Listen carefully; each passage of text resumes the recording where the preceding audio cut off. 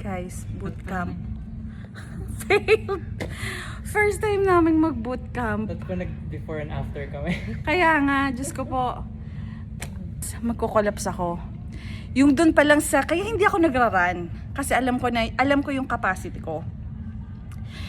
And, dun pa lang sa warm up natin na jogging tapos ano ba yan? Ano ba tawag doon? Burpees ba? Burpees. Oo. Gagi, hindi ko kaya, guys. You did great.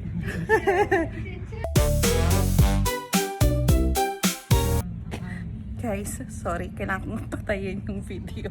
Meron kaming kinausap na classmate dun sa bootcamp. Japanese siya. Sure akong Japanese siya. Baka Chinese. Hindi, Japanese siya. Sure ako Japanese siya. 50 years old siya pero looking young. Ano pa ako? Malakas pa loob ko sabihin I'm old. Kasi tinanong siya kung high schooler. Sabi ko siya, student. Ako, hindi. Sabi ko ako, hindi. Old na ako. Tapos nagsabihan na kami ng age. Mas old pa talaga siya pala.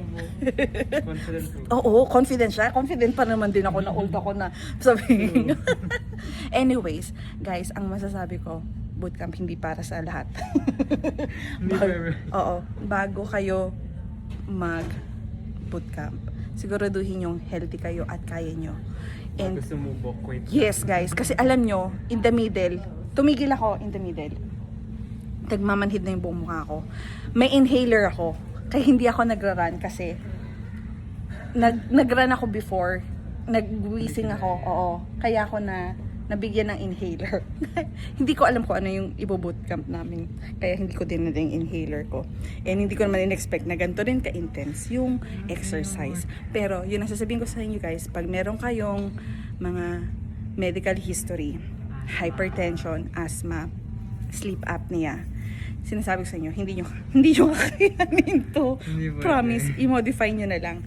Kasi, at huwag kayong mahihiyang tumigil. Kasi ako talaga guys, tumigil ako kasi nag-chest pain na ako. In the middle, nag-chest pain na ako at tinitingnan ko yung sarili ko sa salamin kanina. Para ako nag-ashes black na. Kasi, hindi na ako makahinga nun eh. yung umiikot tayo, doon pa lang medyo na ako noon. Patay na ba? Saka yung parang nahihilo ako, na-vertigo ko doon sa ikot.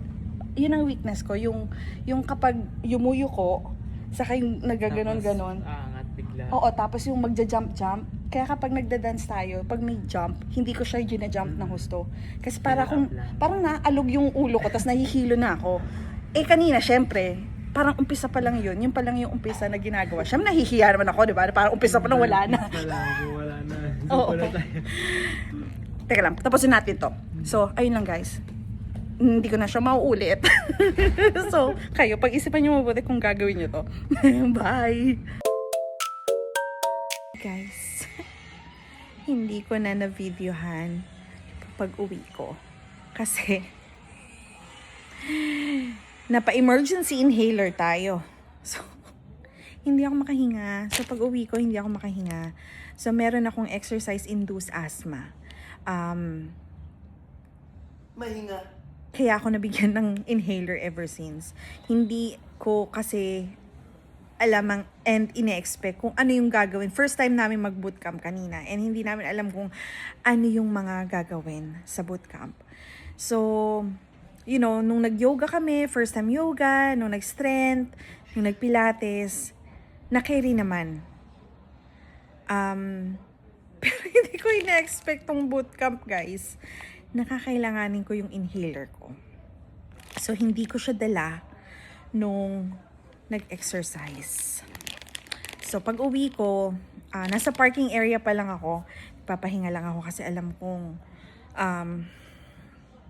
short of breath pa rin ako nun. So, pag uwi, doon ako short of breath lalo. Nag-wheezing ng kaunti, hindi ako makasalita kasi hinahanap ko yung inhaler ko. And now, nakapag-inhaler, hindi na ako nakapag-video. And yun lang. Advice ko guys, para sa mga may medical history, bootcamp is really an extreme cardio exercise. Try it slowly. Huwag kayong mahiya na if you feel something, slow down. stop. Pero wag kayong yuyuko kasi masusuka kayo, mahihilo kayo. Know your body. Listen to your body. And unti-untiin nyo lang. Kasi syempre, like yung kanina sa class, different levels yun eh. Kumbaga, halo-halo kami. Kami yung mga beginners, yung mga kasama namin talagang ginagagawa na nila yon dati pa or I don't know, but nagagawa nila. 'Di ba? So, hindi tayo pare-pareho. And it's okay to be unique. It's okay if you cannot. Kaya, iwas tayo sa injury, iwas na magkaroon ng atake sa puso. Yes, guys, kahit yung mga kung mapapansin nyo yung mga nagmamarathon, 'di ba? Bakit biglang inaatake? Kasi it's an intense cardio workout. And cardio workout is not for all. Okay? You really have to slow down. Unti-untiin nyo, step by step. And if it's really not for you, just do yung mga low impact exercise, yoga, dance until you are so used to it. And then you can skip and or mag-advance ka into more intense. But advice ko, going directly to boot camp, I really don't advise unless you are really fit to do it. Or else, yun nga, baka atakihin lang kayo. Katulad ko, sabi ko, I really have to stop because I already feel that I'm gonna collapse. So, parang in the middle ng bootcamp namin, short of breath na ako, biglang may sudden pain sa neck ko shooting up to my head. And then, nagpahinga lang ako ng kaunti. Pero, syempre, nung nag-short of breath ako, my body's compensating, trying to catch up. Hanggang nag-hyperventilate, nag-numb na yung face ko. And,